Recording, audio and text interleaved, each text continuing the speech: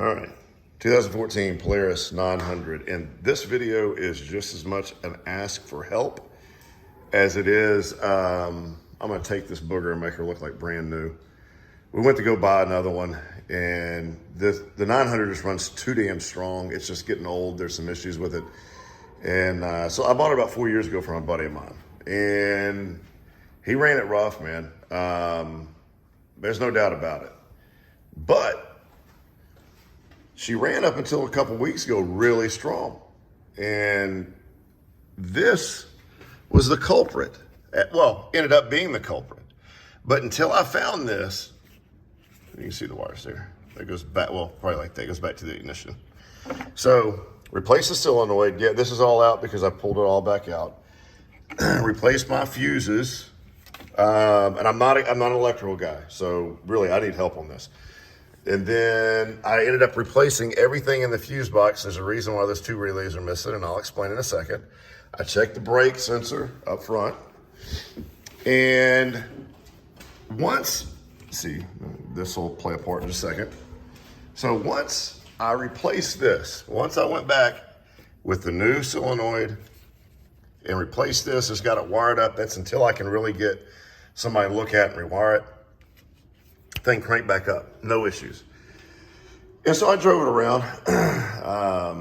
Didn't really hot dog it or anything. I know I sound old when I say that, but I just drove it around, let my son drive it around the backyard, you know, something to do, and then come out one morning, it does not start at all, nothing.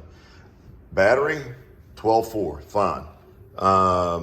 Wiring, nothing has moved. Now the solenoid was bolted until today, and so don't you judge me. Anyway, so I get in here, and the first thing I think of is a fuse box. I check all the small fuses and everything's fine, but then I pulled the chassis relay. Reason being is because it controls, it's in accessories, four-wheel drive, and some other lights, things that I'm thinking, okay, well, there's got to be an issue there with connection.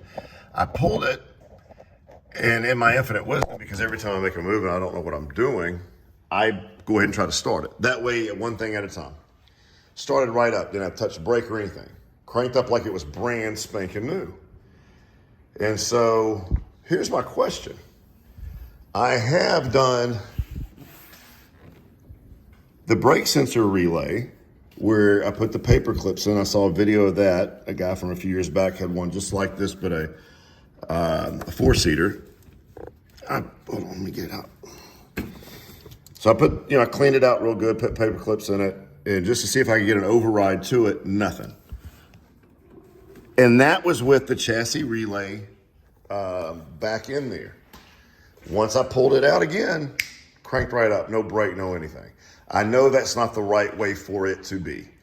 And so, I want to do a lot of this myself, except for a lot of the major wiring. And so I'd like to get some advice, man. There's a lot of guys on here that know, God, they know so much. And it really helped me get the thing running in the first place, just what to look for.